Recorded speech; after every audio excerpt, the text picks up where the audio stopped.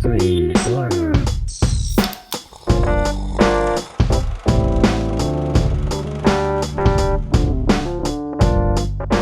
Hello and welcome to Screen Slurps, the movie review podcast where we discuss everything that is good, that is bad, and that is savage in the world of cinema. I'm Adam Meisner. And I'm Dash Gearhart, and get ready, Adam, because I may challenge you to a fight on top of a semi-truck. Or no. I may come at you and save your life and shoot a gun at a bad guy through his hand on the other side, even though I was on the open hand side, and then I'll have you jump into my boat. But actually, I want you to float there. I don't want you to jump. I just want you to just float and then float down to the boat. Yeah, and then I'll just start surfing on a motorcycle while I'm at it, because I'm just that good of a driver that I can just stand on top of it at 300 miles an hour. This is that awesome. I'm that good. If you haven't guessed it already, folks, we are talking about Dhoom. That's right. And I'm saying the word Dhoom. The word is spelled D-H-O-O-M. That's right. Not to be confused with the video game, by the way. Yes, not even Doom. though we're nerds. Not Doom, not Dune, but Doom. Doom. Even though I think it's pronounced Doom.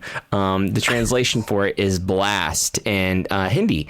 But before we get into that, we're going to talk about some side slurps. That's right. Some of the things that we do besides watching the movie this week. That is reading, playing, watching, or maybe making this past week off to the side of catching up on Doom. Adam, what have you been side surfing this past week? I got to tell you, man, this past week I turned into the big 3-0. It was my birthday. Woo! And I've graduated into adulthood, because you're not an adult until you hit the number 3 18. In your age. 30 is our generation's 18. What our parents was, they're 18. Yeah, that's the best way to put it. I mean, you only become younger with age? Is that how I should phrase it? I mean, people are living longer. That is true. So the whole milestones, I think, is extending now, especially with our generation. That's a good way to put it. And Laura, my girlfriend, her dad was in town, and we decided to open his mind to a movie that he had never seen before. And of all the strange ones I could have picked out, I chose to pick out a classic Steven Soderbergh film, which is Traffic. The movie's fantastic. Listeners, if you haven't seen the film Traffic, definitely check it out. Classic film with Benicio del Toro, Catherine Zeta-Jones, Michael Douglas, and Don Cheadle, just a few of the great actors that are featured in the film Traffic. And Traffic, the movie is a film that highlights, basically highlights America's war on drugs back in the year 2000. So quite an older film looking back on it now. I mean, there's many other films that are significantly older than Traffic is, but it's just a great film to look back on now and see how that looks compared to today's current films, and the differences on that. Very interesting to know too that Benicio del Toro won Best Supporting Actor from the Academy that year for his performance in that film. So definitely check it out. Traffic's a great movie. And a totally different movie that I watched that also had Catherine Zeta-Jones in it was High Fidelity with John Cusack in it. Like I said, very different movie, but very much like another movie that we just talked about on this podcast, 500 Days of Summer. High Fidelity does have its similarities. If you watch High Fidelity, John Cusack's character is basically spending the entire film talking about his faults in past relationships that he had, his top 5 failed relationship attempts with past women, whereas 500 Days of Summer is essentially Joseph Gordon-Levitt's character just talking about, he's not really talking about his failed relationship attempt. It's just him reflecting on the good days with Summer and the current, non-existing times with Summer. Very interesting to look at those two movies neck and neck with one another. But High Fidelity, it's an interesting movie to look at today. Again, I would definitely suggest that.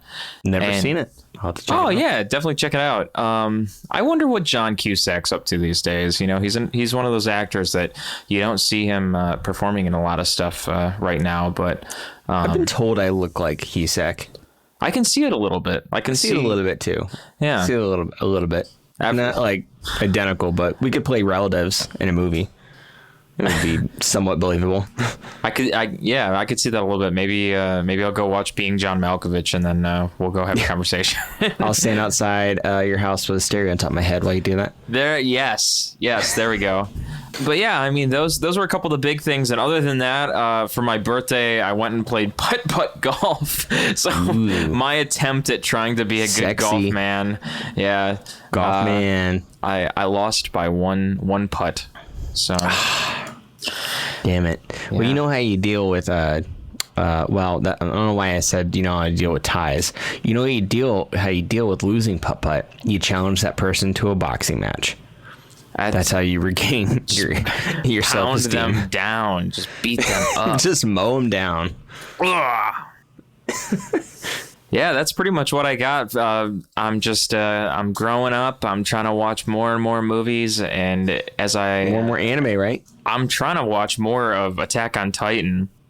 And how are you liking it so far? I think it's fantastic. Honestly, the more anime I watch, the more I get into it. And when I watch a really bad anime, I'll let you know. But there's definitely some real bad ones out there. As an otaku, a self-identified otaku or weeb, whatever you want to call it,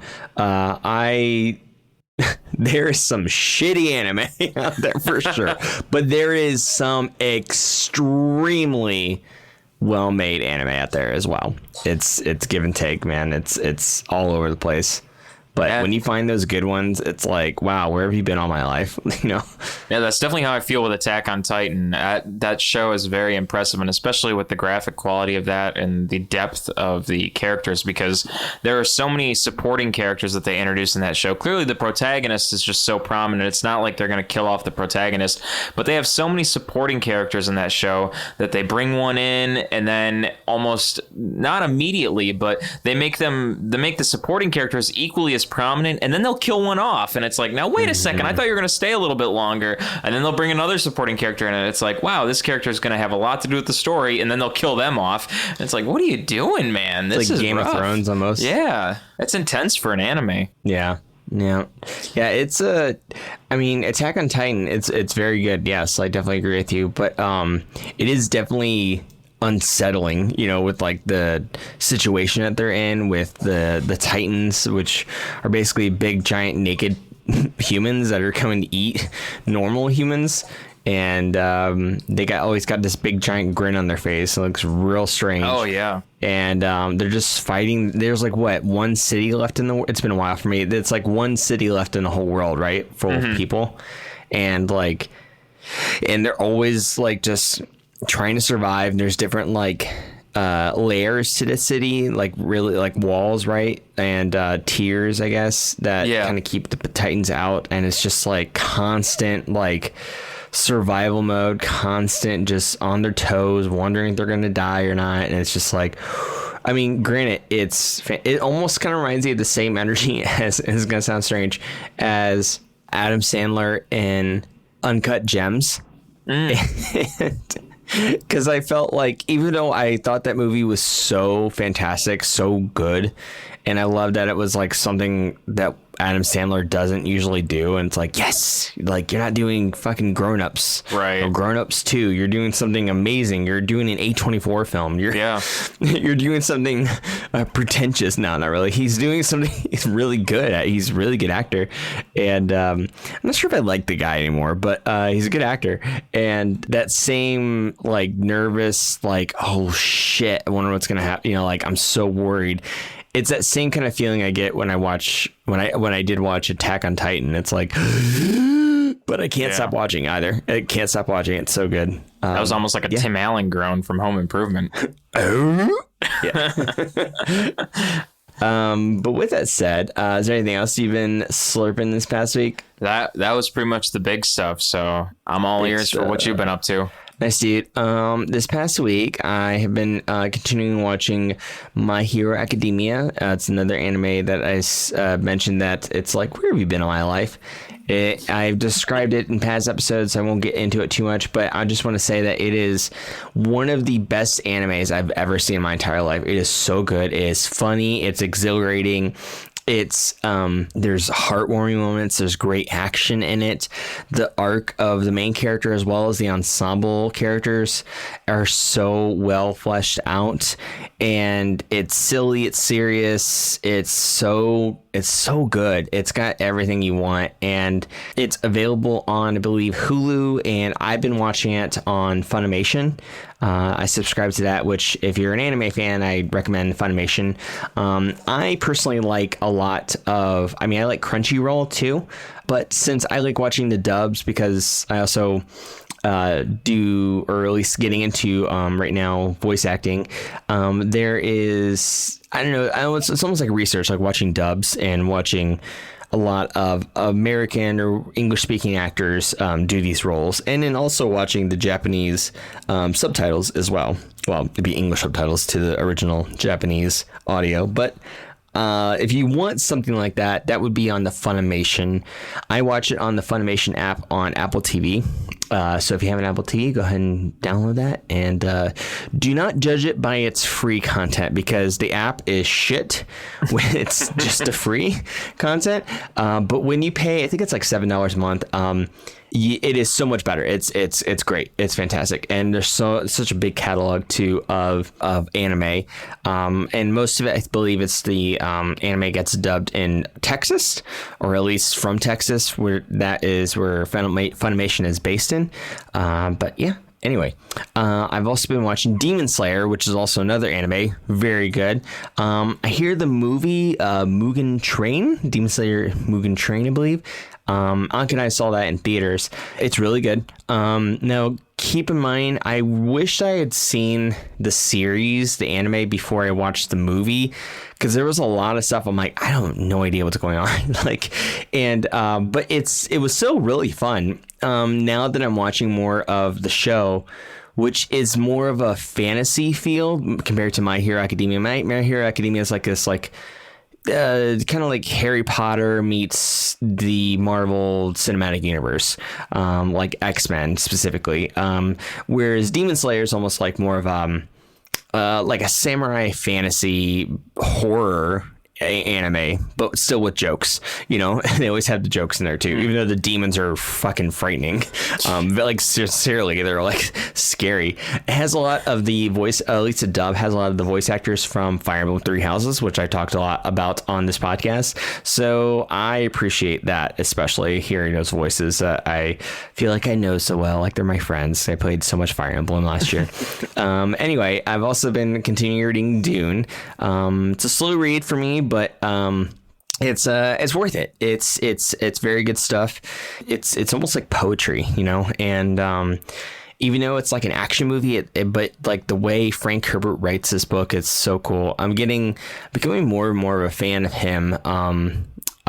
Lately, I've been watching a lot of the YouTube channel Quinn's Ideas, and he has a lot of Doom videos that he does on like different topics, like the Bene Gesserit and the Quidditech Haderach and the Butlerian Jihad, and basically anything you want on Dune. I've been watching as much as I can without spoiling it too much. Like, I haven't been watching anything specifically on the God Emperor Dune, the book.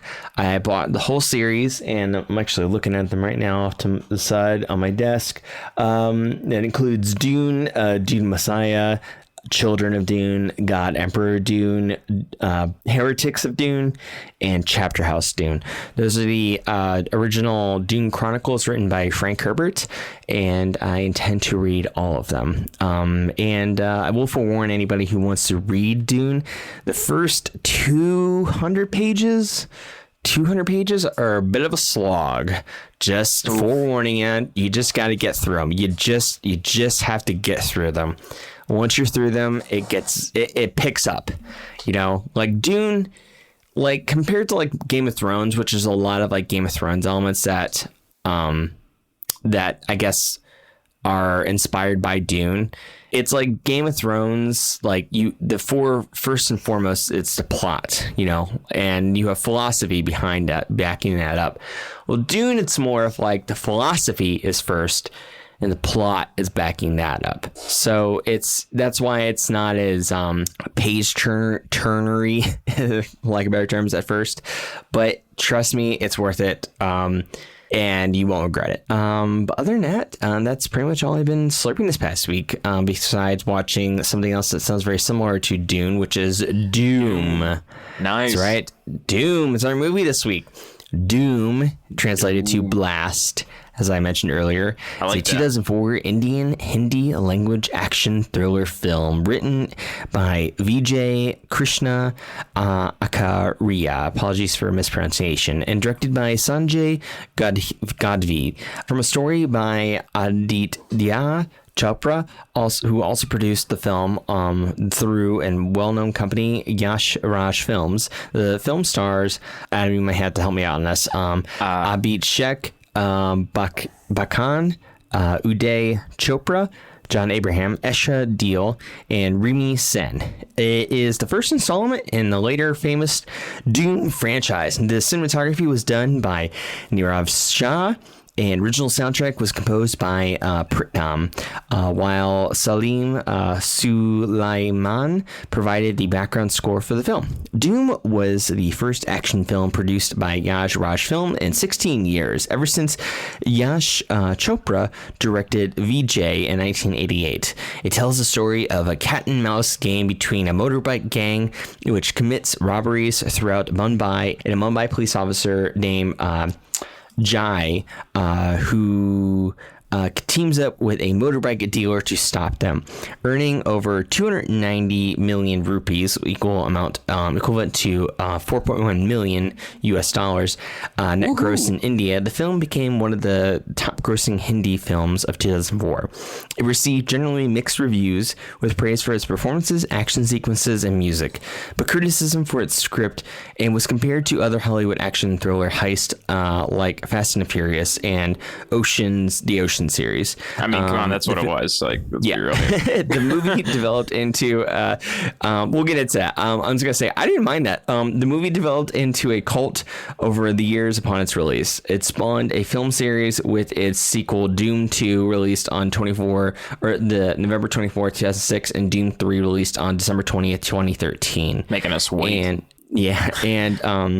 So the budget was 110 million rupees, and it made overall in box office 724.7 million rupees. What a giant gross.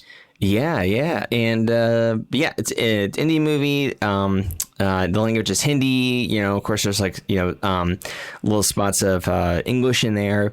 And I watched it personally on Amazon Prime. So if you're interested in it, and if you don't like spoilers, this is your spoiler alert. Go watch it on Amazon Prime, and come back and listen to the rest of this show. But let's get into it, man. Let's get into the plot. Let's get into our opinions. Go ahead, man. Take the baton and run with it. Yeah, for sure. I think the whole Doom series is on Amazon Prime. I think you're right. But I really enjoyed the whole look of this thing. And going back to what we were saying about how people were comparing this to the Fast and the Furious film series and the Oceans film series, that's what I thought was so fascinating about this movie. That's how I enjoyed this movie, was because watching this movie, I had never heard of the Doom film series originally. I only just heard of it recently because of our guest who has been on our podcast a few times, Rashan Pujari, suggested that we check out Doom. Thank you, Rashan. Shout out to Rashan. So I recently looked into the Doom film, and here we are today talking about the Doom film. And I enjoyed this movie because it reminded me of the Fast and Furious film series, and it reminded me of the Oceans film series. And because I can kind of reflect on that a little bit, those are the movies that I can kind of reminisce in a little bit and that I know of. I can reflect on Fast and Furious and be like, yeah, I know what those movies are like, and I know what Oceans is like. But looking at Doom now, I find it a little bit like I can watch this movie and I can laugh a little bit because I can think, wow, this movie is so much like that. It's kind of funny. And not only is it funny for that reason, it's actually very cool for that reason. So watching this movie, it's got its comic elements. There's clear points of comedy where, especially in the beginning, because the film opens up with a robbery happening, they're setting it up with letting the audience know this is what it's going to be like. This is the motorcycle gang, and this is what they're known for. They are robbing this van. They know how to pull off a heist, and they're trying to show the audience this is how it's all done. And then that leads you into... This is how we do it. Exactly. And then going from that, what's the next thing they want to show you? They want to show you the protagonist, our main character, Giant's wife. Yes. And like they kept singing like, oh, hey, no one's around. Let's be dirty tonight. It's like, who else lives with you? You don't have any kids. No. Like, who are you waiting? Because it's your house. And the best just part, do it. The best part was that it was like a James Bond film with this giant extreme fan blowing effect going on her hair, on his wife's hair. Yeah, she was like a Bond girl for sure. Yeah, but like it wasn't necessarily even a good fan blowing effect. I mean, if it was like a James Bond film or something, it would have this like sweet like aesthetic of a fan wind going in her hair or something. No, this is just some shoddy wind blowing effect on her hair, just like all over. She still look good.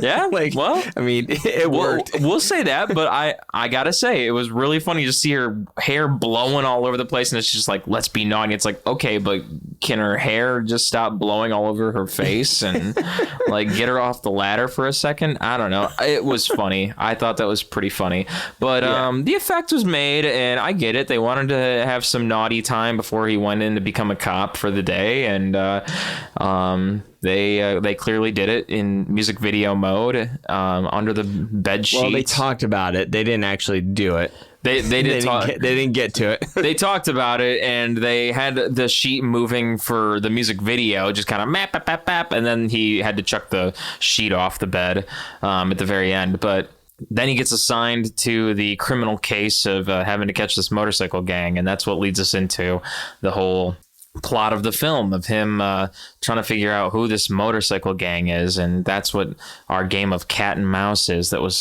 described in our synopsis there. Who is this motorcycle gang, and how can he catch them? Makes me kind of think a little bit of Catch Me If You Can, like Tom Hanks and Leonardo DiCaprio. That's a very different movie, but same sort of concept of. It reminded me of Heat. You remember when we watched Heat? Yes. That's what made me think of. It's like Robert De Niro and Al Pacino. She's got a great ass. It kind of reminded me of that, where you have these two guys that are like basically the same guy, but they're on opposite sides of the law, exactly. And they really like each other, and they almost get off on like how badass the other one is, and they kind of like setting up the other one to do awesome badass shit, right? And they like basically have boners for each other in a way, and they're just like, when they talk on the phone, like, yeah, I'm going to totally get you. And like, yeah, you're never going to catch me. It's like, they're almost kind of like flirting on the phone. And it's like, they're like, you can like watch, if you go back and watch the scenes, they're both like, if you can like take a rom-com and like have like a couple like talking on the phone, they're like grinning and stuff. They have the same face on their, same look on their face. These two men that are just like, yeah, like, I can't wait to like throw you in It is jail. funny to see their faces as they have those conversations. Yeah, they're so enjoying it. They're so, and this is right after like this is when Jai it's Jai Dixit, who's the main cop hero guy. He's the badass on the side of the law, and then you have who else? John Abraham, who plays Kabir. Yeah, so he's the bad guy, and he's a likable bad guy, but yeah, he's the bad guy. And then you kind of have like this like comic relief buddy guy who is Uday Chopra. He plays Ali in it. Yeah. And this scene that we're referencing, this is soon after Jai, he's supposed to catch a bad guy, and he kind of almost made this like informal deal where it's like, hey, if you don't catch the bad guy, then like you gotta like, dismiss the charges or whatever. But he ends up like failing to get him. He ends up quitting the police force. And then this is also soon after he's like, I don't talk to criminals, but he like spends so much time talking to Kabir. Yeah. he loves talking to Kabir. And they even mentioned later, it's like, if you weren't a thief or if you weren't a cop, we'd be friends. Yeah. And so their relationship reminds me a lot of, Robert De Niro and Al Pacino in Heat. And just these two guys are the same guy. They just really like each other, but they're enemies, and they like, but it's like, I like it. This is I live for this shit. You know, they love it, man. There's badasses. Yeah. And that's what they have in common. They're both badasses. And, but Ali, who is basically we see introduction to him when he's like racing on a motorcycle. He's like doing all these tricks. He's standing on top of his motorcycle. Surfing the motorcycle, surfing it while it's going 300 miles per hour. Like, he's just like amazing at it. And he gets off, and he's the best of the best in his community. And all he wants is a girlfriend. He just wants a lady, and he prays to his mama, who we assume is in the afterlife in heaven. And he's like wanting his mommy to give him introduce him to a girl, whatever.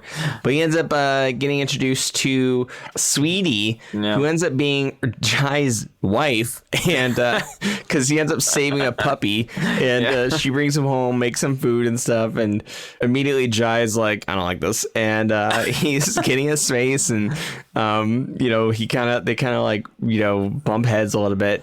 But then he ends up getting tailed on Ali because of the motorcycle incident, the motorcycle heist. And he finds out that Ali does some shady stuff, but it wasn't Ali who did that heist. And meanwhile, why were they in that marketplace again? That Jai ended up like smacking this guy, and then this like huge gang ends up chasing them down with machetes. Do you remember why they were there? I feel like Ali took him there because he knew a contact there or something like that. And he was like, I'm going to go talk to this guy, and you just need to sit here or something like that. And then as he was like sitting there, then some guy came up to him and tried to start a fight. And then Jai was trying to tell him, like, no, like, you can't hurt me or whatever. And then the guy was just like, "Bruh," and then he tried to punch him. And then Jai just hit him back. And then that was as soon as they started running away. Got it. Yeah. And then, this entire huge gang chases after this one guy who slapped just one guy. He just slapped him. And they're all trying to... Well, he was bleeding from the ear after he hit him. I mean, he hit him pretty hard, but it's still, it's like, man, you have this entire mob chase after you over just this one slap. Well, and all of the alleyways that they were taking the motorcycle down, they're all chucking like tables and shit at the motorcycle. Yeah. So, I mean, everybody has a machete. And I was like, wow, that's convenient. Like everybody around that community. But anyway, so they get away.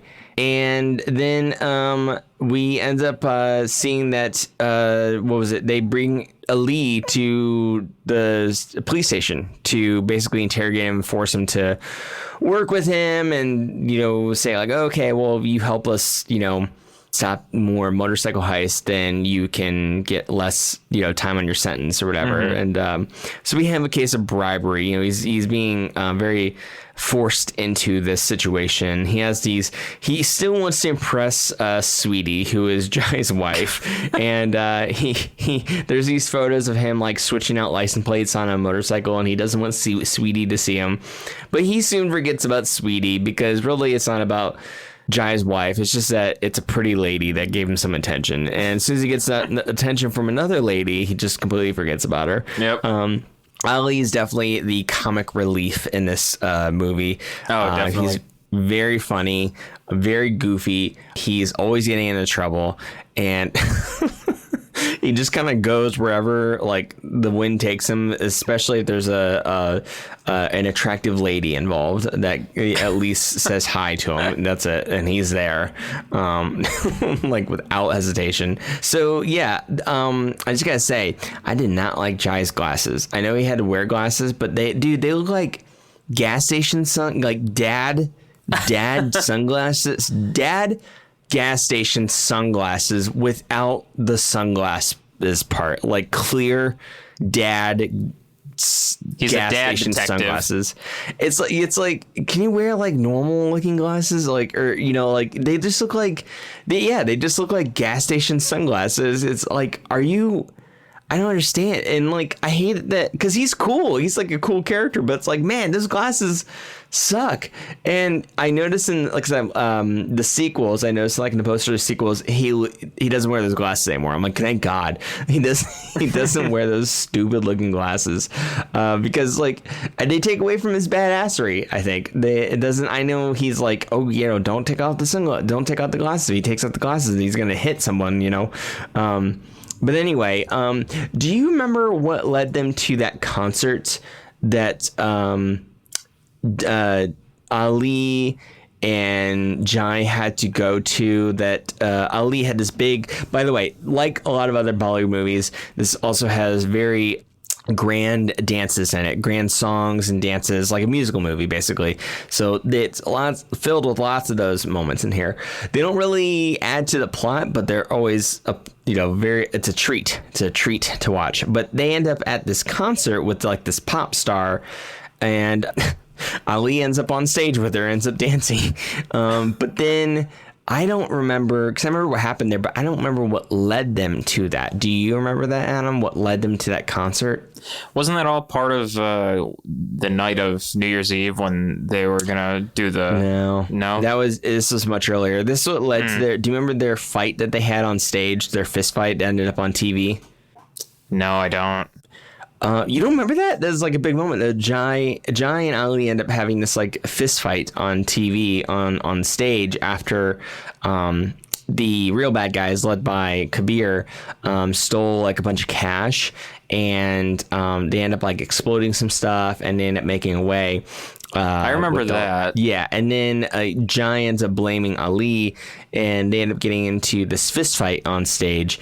It's more of like they end up slapping each other a bunch, and I just don't remember what led them to it. I don't remember like how they got there. That's the thing, because I remember like right before that they were like, Ali had this like dance scene with one of the girls that was like basically her car was broke, and they end up having this dance out in the rain, and he ends up getting back in the car with Jai, and so they're working together, almost kind of like it becomes like a buddy cop movie basically. But then Jai is like pulled between these two. He it seems like he kind of likes Ali. He's kind of like this like. He's kind of bothered by him, but like he kind of likes him. And then also like he really likes Kabir, the bad guy who, he's trying to beat. So this aspect, I know this reminds me of Heat, but also there's other movies that this reminds me of too, which includes Fast and Furious, as we mentioned. But also reminds me of Point Break, as well as I want to say The Matrix.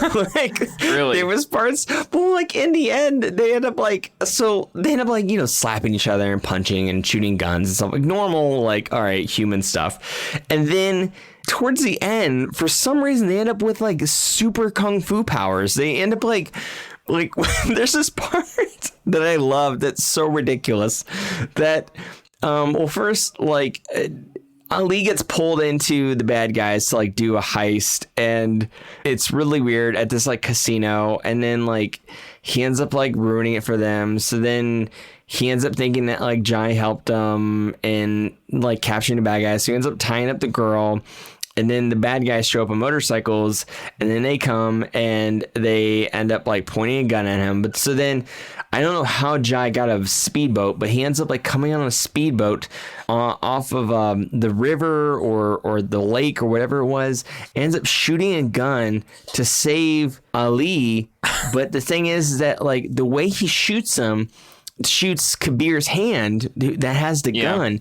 The gun is in his hand, and he shoots the gun. It shoots through the gun.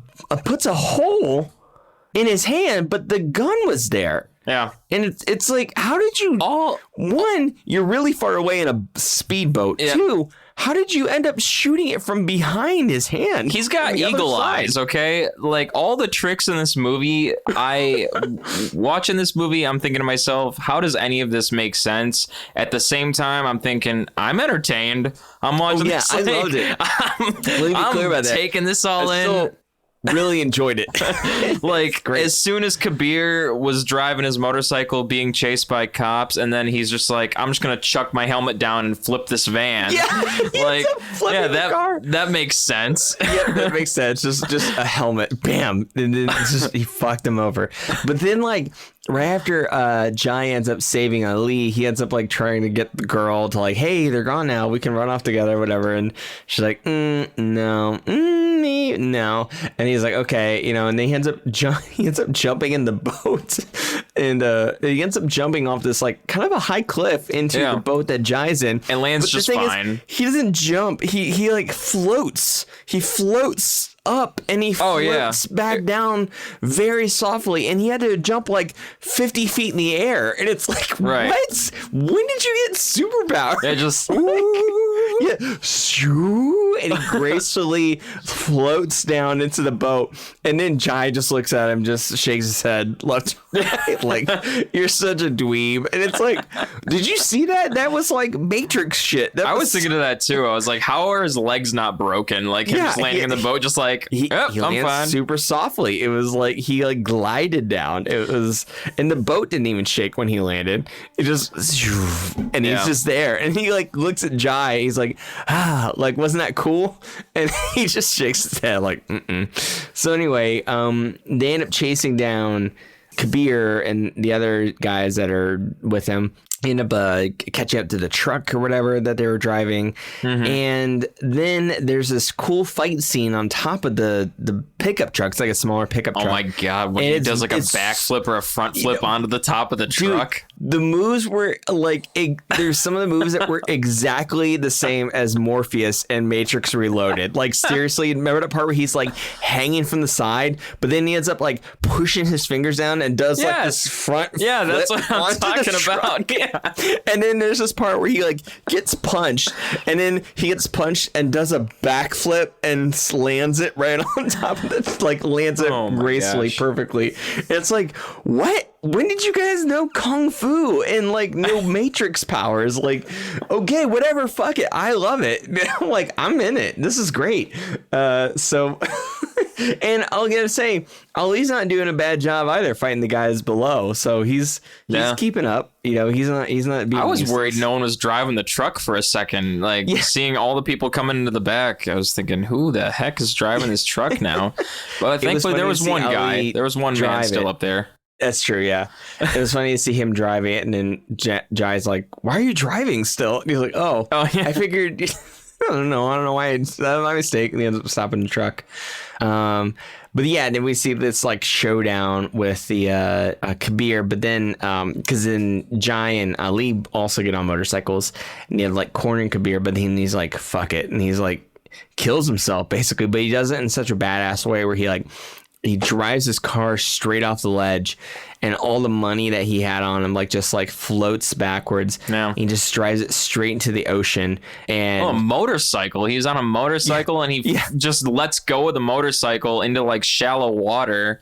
So it's dude, that it's is ouch. Yeah. It wasn't like it's like on top of a bunch of rocks. Yeah. Yikes. And it didn't even explode. You know? Yeah. It's like, ow. But then there's like, we would have been friends if you weren't a thief. And our two guys walk into not the sunset, but basically walk into the sunset. And but this also reminded me of the moment earlier when we first get introduced to Kabir, where he ends up like one of his accomplices comes up with the sports car, like, hey, check out this new car I stole or whatever. And he's like, cool, let's drive it. And so he drives it a lot. He speeds it. And he's like, jump out of the car. And he's like, what? He's like, jump out of the car. And he jumps out of the car. And then he jumps out of the car. He just he just runs it off of a cliff. Yeah. They're like, that was a brand new car. What are you doing? He's like, you were lucky that you jumped. He's like, why? But you didn't explain why you ran this brand new sports car off of a cliff just because it's cool. Like there's a lot of moments in this movie where it's like they just do something that's like, this is a badass saying. I live for this he was shit. saying that he's like, we're thieves, we're supposed to be like ghosts, we vanish. Yeah. I mean, there's a lot of machismo, macho badassery, in this, and like we can't have the cops it's ridiculous, but it's hilarious and it's entertaining, and I don't know, what was your favorite ridiculous part in this movie? Man, the beginning was really funny with the I want to be naughty. That was really funny. Yeah, it was also really funny seeing Ali's character trying to hit on women, and he's just imagining what it would be like having a family. Yeah. So he's talking to some girl, and he's like, "Oh yeah, like we can do stuff," and he just imagines this picture perfect moment of like him and some girl on a motorcycle, and like all these different ways. And then she's like, "Oh, I need a motorcycle for my boyfriend," and then the girl just disappears and disappears from these pictures. This what was it? I really like the scene where you see Kabir and Jai they're in the casino, and this is like New Year's Eve, when after Jai was like pretending to be drunk and Kabir was like, undercover or whatever as like a bartender. They end up having this really long walk with each other, and they end up like revealing things to each other. Oh my god! And the way they edited things to like when someone would like be, they like would zoom in on one of the guys' faces, and they kept switching like 4 and go times. Back. Yeah, it's like, I didn't tell you that like your mom is my sister. Well, did I tell you that in a past life that I made 12 pizzas and ate all of them in one sitting? It's like, do you know the cops are right outside waiting for you? Well, how would I tell you? How do you know if I actually paid those cops to be there? It was so like they were just wanting. They just really wanted each other. They just thought they're both walking with big smiles on their faces. It was like a date for them. They just like thought the world of each other. They're like, I know you're badass and you're on par with me. So like it's like I need you in my life. Just waiting for them to start holding hands. Yeah, exactly. Like they needed each other to exist. They were opposites of the same. They were two sides of the same coin, and just like in a heat. So I thought it was really funny, and like I liked how they upped how like it was like. Don't get me wrong. There's still so many cool moments in this that was like super badass, super funny. Like for instance, when Jai he's still in the speedboat with Ali, and he ends up like jumping the bridge with the speedboat to shoot the truck that Kabir is in, like just vroom, and then what was it? Kabir ends up shooting these like tanks full of gas or something that's on the lake, and then they explode, but it's not really that big of an explosion. Like Kabir or Jai could have easily gone around it, like it wasn't blocking the whole way. It was just like, like maybe like 50 feet or whatever. He could have just gone around it, but no, he's got to jump through this ring of fire. And it's almost like propane tanks, I think. Yeah, propane tanks. Yeah, it's almost like Kabir is like, you know what? This is going to make him look badass. I know he's going to jump it because he's a fucking crazy man like me. He's a madman. So he shoots the petroleum. And then it explodes, and then Jai doesn't back, and he's like, yeah, I'm gonna take the dare. And he like has the boat go right through the fire. I'm like, this is so ridiculous, and it's so awesome. Like, I mean, he's got the skill to shoot through a gun and shoot a hand, but he can't shoot. Like, there's parts of it that reminded me of like Kung Fury too. Like, like how like Kung Fury, it's like that same level of like ridiculousness, but like also badassery, where it like gets you pumped, but it's also ridiculous. Like it's like this perfect meld of like silliness, like badass stuff, and like I don't know what the hell's going on, but I'm totally digging it. Yeah, it was. I gotta say, I enjoy it more. Rest in peace, Paul Walker. No, nothing against you, bud, but like.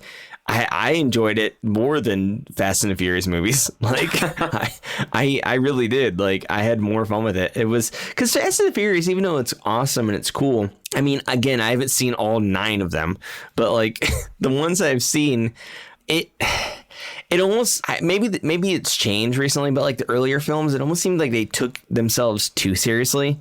You know, it's like there's got to be some levity. You know, there's got to be some moments of like silliness when you're being that badass, and I think this film really captures that really well. Where yeah, they were able to have really funny moments and silliness and go over the top and still be like this like really fun, exhilarating action movie. So that's my opinion on it. What did you think of it? I guess we're talking about like, I mean, we talking about like factoids stuff. Let's get into factoids. Unless you have something you want to talk about your opinion on it. No, for sure. I think we covered most of the big stuff. I mean, the dancing scene where, I mean, the big dancing scene other than all the little music videos, but the Dhoom Bashari, I mean, that was a fun scene to watch them in the concert scene. But yeah, I'm ready to cover all the facts. Yeah.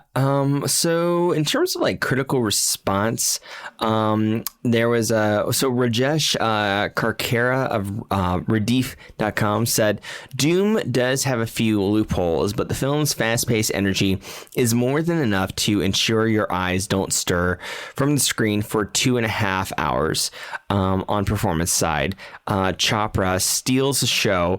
Bachchan is impressive as the cool and confident cop. John Abraham stalks though his role with ease. Eshadil and Rumi Sen only need to look beautiful in their limited presence is this sweet and leather flick. Okay, it's an odd way to put things, but okay. So Chitra Mahesh from the Hindu said that the film takes the genre of the Fast and Furious, Ocean's 11, and similar others, and wrote that the action scenes are extremely well done with zooms and pacing editing, while the music is more ruckus and melodious. And appreciating the acting, she said, Chopra is delightful. Abhishek as Jai does his role with style and grit and is proving to be a wonderful actor. John Abraham looks terrific and suits the role of the mean but savvy thief. So like, yeah, the casting of this was really good. I think, you know, with Ali being like the funny man of the show, you have these two badasses that really like, even though like they had to maintain this like badass persona, it wasn't like, I don't know, it was like it was like Kung Fury. They were aware that they were in this like silly movie, but also like, you know, it's like, I got one job and I do it really good. You know, like, you know, where are you going? What are you going to do? My job. Like it was that same energy, the same Kung Fury. I mean, Kung Fury had this energy because Kung Fury came out way later.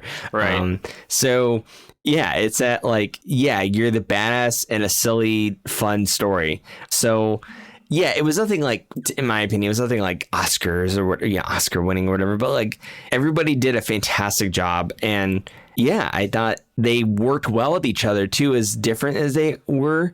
I thought like the chemistry worked really well between the actors as well. So Time Out critics stated shamelessly ripping off plot ideas and entire sequences from Tango & Cash, Lethal Weapon, The Fast and Furious, Ocean's 11, and Thelma. So, okay, I'm going to stop this person right here. I think that's bullshit when people say that. You're totally ripping them off. Come on. You know what? Everybody rips off somebody. Everybody rips off somebody because everything has been done before. I hate to break it to you, everybody, filmmakers, artists. I would say as also an artist too. Like everybody has done it before. What you're doing is basically you're DJ, you're remixing, you're right, blending things in your way, which is Agreed. Cool. And it's a tribute to the ones that came before you. And you're doing what Bruce Lee says, which is you're absorbing what is useful, discarding what is useless, adding what is essentially your own. And that's not ripping people off. So like, I'm not even going to finish this time. Well, I'll just finish it and just bag on this because I don't like what this Time Out critic said. So basically he says like they ripped off Tango & Cash, Lethal Weapon, Fast and Furious, Ocean's 11. Thelma and Louise, the energetic, surprisingly enjoyable nonsense zooms along at full throttle, breaking only for peppy songs. Well, I'm going to say fuck that because that's bullshit. Because this stands out to me, even though it's in the same, it's the same genre as those movies. Yeah. No. But like, I mean, there's so many other films that are like that too. It's in that same genre, and where, you know, everybody's sexy, and there's guns, and there's fist fights, and there's car chases. It's that same, you know, it's hot, and there's, you know, there's lots of, you know, girls in bikinis, and, you know, guys racing on motorcycles or whatever. It's a genre of film, and I don't think they ripped off anybody. I think they just were inspired by certain things. So that's what I got from it. Yeah. Yeah, I'm looking at a review on empireonline.com, and they gave it 2 out of 5 stars.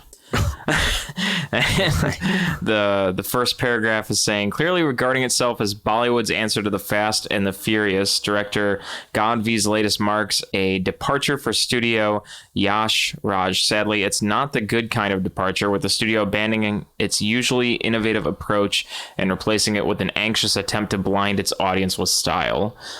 Come on, people. But it was style and comedy, though. You know? Yeah. It was style and comedy. It was style and over-the-top ridiculousness, which I love. I love it. I love it when things are just over-the-top and ridiculous. And it's the same. That's why I like Kung Fury. I loved it. I loved it because Kung Fury is also a genre film, but it goes over the top. It's almost like this is almost like a good standalone spoof of Fast and Furious, and it made it even better because like I said, Fast and Furious, it's too serious at times. It's like, do you guys ever joke? Do you guys ever like laugh at how serious you're all being right now? like I remember watching and I like Vin Diesel. There's nothing against him, but I remember watching the first Triple X. And like, I remember this like zoom of like, what was it? Like he was on a plane and like these guys jump out of an airplane without a parachute or something like that. And then the bad guy or whatever is like, you got to jump out too without a parachute. And there's just like this quick zoom of Vin Diesel's face. And he just goes, I live for this shit. And I started laughing because I'm like, this is ridiculous. I live for this shit. Like, it would sound like that too. Yeah, it's just so funny. It's funny when like, I don't know, because there are real dudes like that act like they're like super stone cold and like, I don't laugh at anything, and I'm just like huge muscles and I beat ass and, you know, I sleep with ladies and I'm just, you know, ride motorcycles and like nothing can kill me. Now I gotta watch even Triple God. X. Yeah. It's like I could kick God's ass, you know, just these like macho dudes is like, and I don't think anything's funny, and like that's what makes you funny, like that's what makes you ridiculous when you're talking like that. Like, I don't know. This was like, but then again, like Triple X Fast and Furious, it almost seems like they actually really mean it when they say, when they're saying that shit. Whereas this, it's because of the like, you know, I mean, for instance, just the character Ali was so funny, so intentionally funny. It seems like the serious badasses like Jai and Kabir were aware of the comedy, you know, like when they were doing all these like crazy flips and, you know, like crouching tiger hidden dragon jumps and, you know, like ramping a boat across a highway bridge to shoot a guy through a windshield. Like, right. Like it was, I don't know. There was an awareness that really made it much more enjoyable and likable too. And the comedy aspect of this helped this genre so much more. If Fast and Furious was funnier, I'd probably be watching every single one of them. Oh yeah. Like if it actually had like a lot more comedy on this level, I would, or if it was just like, you know what, we're aware of ourselves, we're just gonna go fucking it. We're gonna drive a car off a ramp into outer space. You know, I'd be like, cool, great, I'm fucking there. That's awesome. Like, Fast and the Furious 10 Nebula or something. Yeah, exactly. We're gonna have a motorcycle race with aliens. You know, it's like that seems like awesome to me. Yeah, I mean, like just. They made 9 of them, just fucking go over the top. I think if they did that would be the way for them to like go all, like ludicrous in space.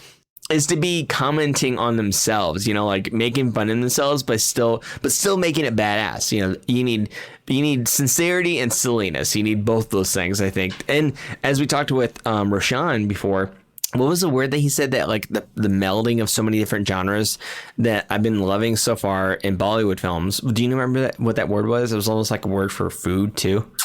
I don't remember. Well, basically whatever the Hindi word, I guess. Like basically mixing different genres. I love it. I love it so much. I love it when genres are mixed, and it gives nuance to things that we've seen so many times before, like Lethal Weapon and Fast and Furious and Tango and Cash. Like, this is what breathes life into these like worn out like genres. And I think, I don't know. I think anybody who says this is a ripoff I think anybody who says that is wrong. I don't think this is a ripoff at all. I enjoyed it. I'm very defensive of it. But anyway, let's move into our final review of this. So what was your slurps down or slurps up verdict for this, bud? Yeah, I definitely got to give this one a slurps up because I just had a great time watching this movie. It's as simple as that. I think from start to finish, if you enjoy watching the sort of action movies such as Fast and the Furious or the Ocean's movies, the kind of cat and mouse like games as we described, or not games, but the type of cat and mouse like movies that we described.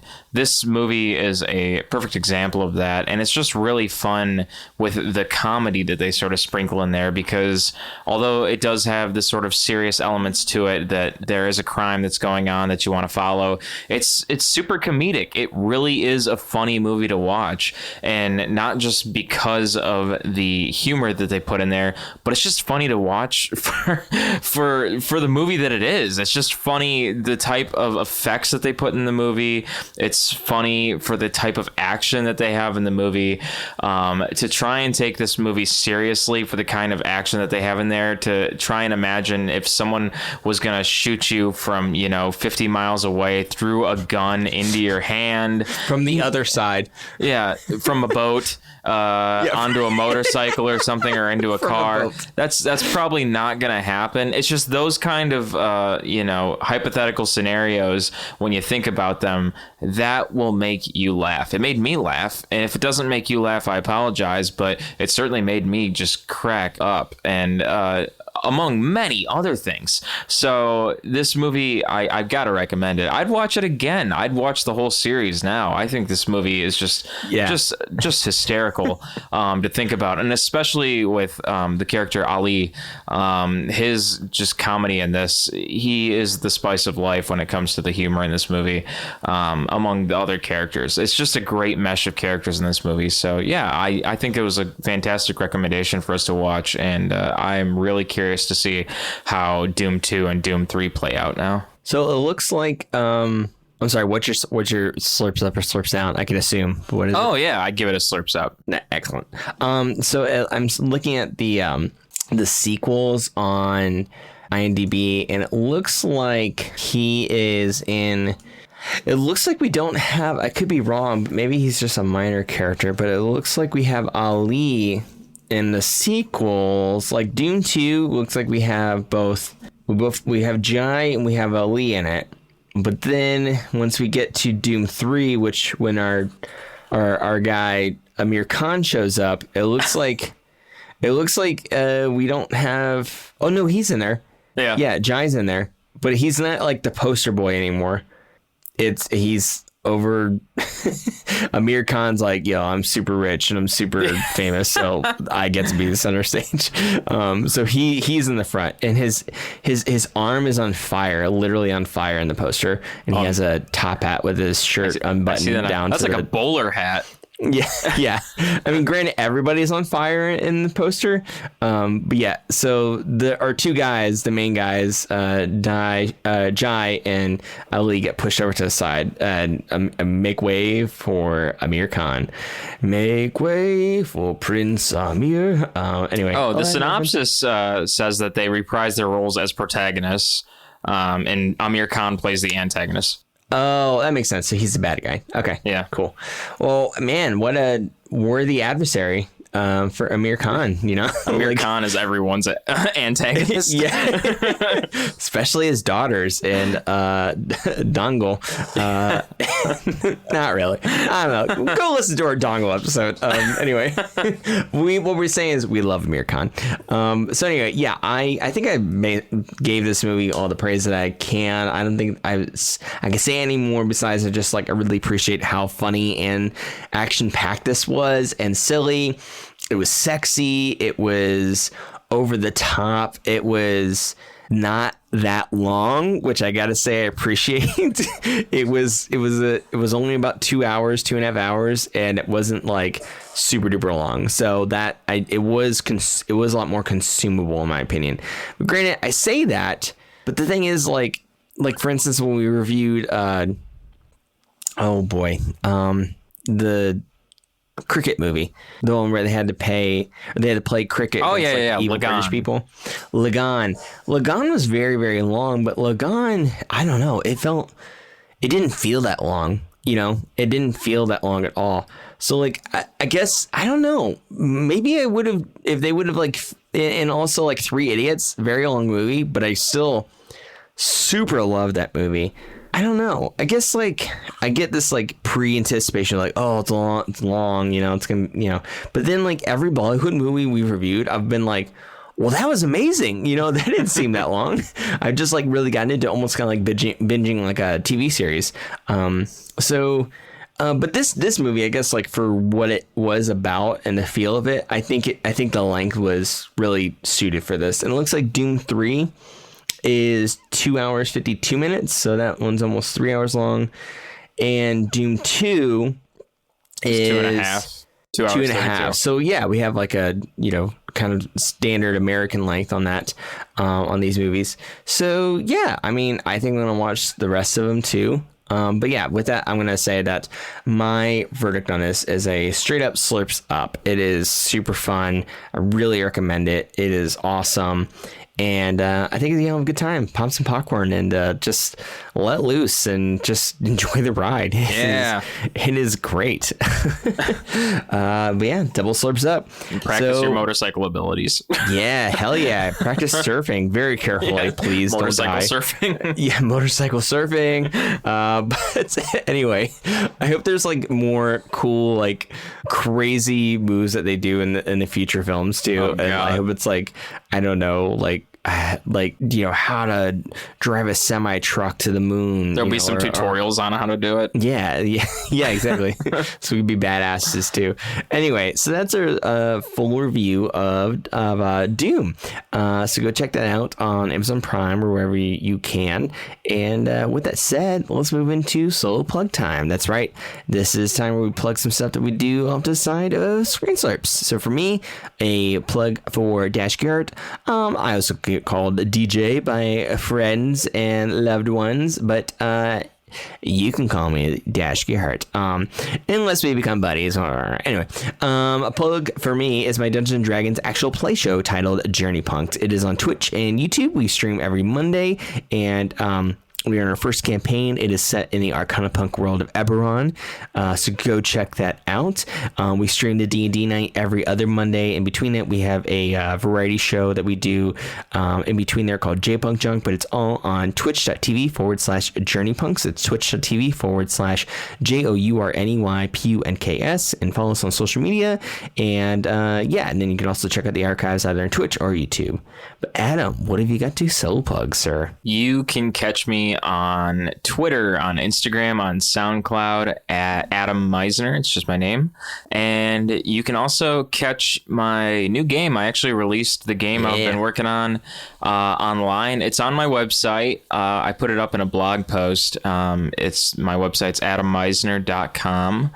And it's also on the website itch.io on my channel, which my channel name is just the letter A and then my last name Meisner, Mizner. That is my channel name. So if you go to my channel, my game is posted there. It's public. And if you have any issues, if you try to access my game and you download it, any issues with that, feel free to comment on the channel on Itch on the game, and I will do my best to update that and get that fixed for you as soon as I possibly can. Excellent. I'm really excited to play it. Adam worked really hard and learned coding from scratch. So I'm super proud of him.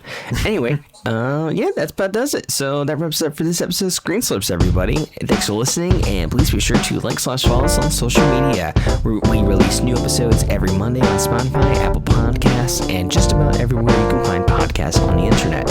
And be sure to follow and subscribe to us on those platforms. And if you like our show, please give us a nice 5-star review in the Apple Podcast app, and recommend us to everyone in your multiverse. So closing out, this is Dash Gerhardt. And I'm Adam Meisner. Slurps up, and we'll catch you next time.